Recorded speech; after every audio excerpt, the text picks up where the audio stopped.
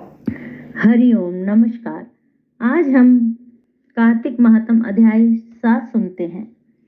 नारद जी ने कहा, हे राजन, कार्तिक मास में व्रत करने वालों के नियमों को मैं संक्षेप में बतलाता हूँ, उसे आप सुनिए। व्रती को सब प्रकार के आमिष, मांस, उर्द, राई, खटाई तथा नशीली वस्तुओं का त्याग कर देना चाहिए।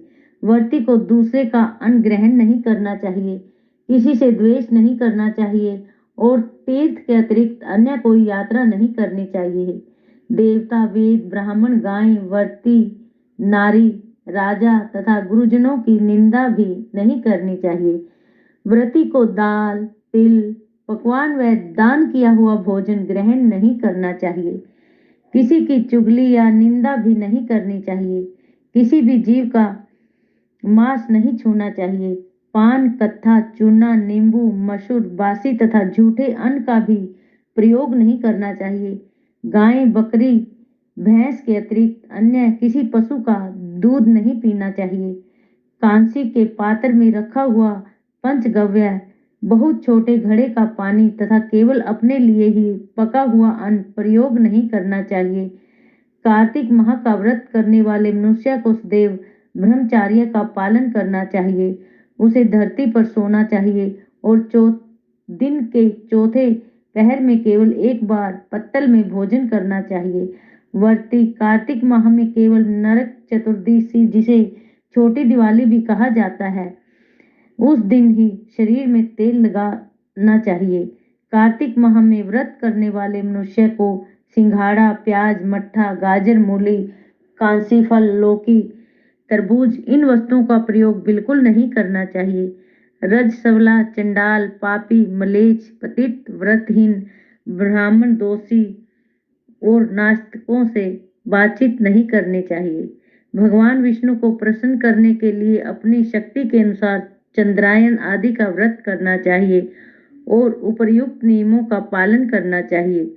व्रती को प्रतिपदा को कुम्हड़ा, द्वितीया को कटहल, तृतीया को तरुणी स्त्री, चतुर्थी को मूली, पंचमी को बेल, षष्ठी को तरबूज, सप्तमी को आंवला, अष्टमी को नारियल, नवमी को मूली, दसवीं को लौकी, एकादशी को परवल, द्वादशी को बेर, त्रयोदशी को मट्ठा, चतुर्दशी को गाजर तथा पूर्णिमा को साग का प्रयोग नहीं करना चाहिए।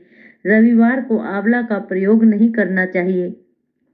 कार्तिक माह में व्रत करने वाला मनुष्य यदि इन शाकों में से किसी शाक का सेवन करना चाहे तो पहले ब्राह्मण को देकर फिर कर सकता है। यही विधान माघ माह में व्रत के लिए भी है। देवउठनी एकादशी में पहले कही गई विधि के अनुसार नृत्य, जागरण, गायन, वादन आदि करना चाहिए। इसको विधि पूर्वक करने वाले मनुष्य को देखकर यमदूत ऐसे भाग जाते हैं जैसे सिंह की गर्जना से हाथी भाग जाते हैं। कार्तिक माह का व्रत सभी व्रतों में श्रेष्ठ है। इसके अतिरिक्त जितने भी व्रत यज्ञ व हजार की संख्या में किए जाने पर भी इसकी तुलना नहीं कर सकते, क्योंकि यज्ञ करने वाले मनुष्य को सीधा बैकुंठ की प्राप्ति होती है। जिस प्रकार राजा की रक्षा उसके अंग रक्षक करते हैं, उसी प्रकार कार्तिक माह का व्रत करने वाले की रक्षा भगवान विष्णु की आज्ञा से इंद्र आदि देवता करते हैं। व्रती मनुष्य जहाँ कहीं भी रहता है, वहीं पर उसकी पूजा होती है, उसका यश फैलता है। उसके निवास स्थान पर भूत पिशाच आदि कोई भी नहीं रह पाते। विधि पूर्वक कार्तिक माह का व्रत करने वाले मनुष्यों के पुण्यों का वर्णन ब्रह्मा जी भी कहने में असमर्थ है।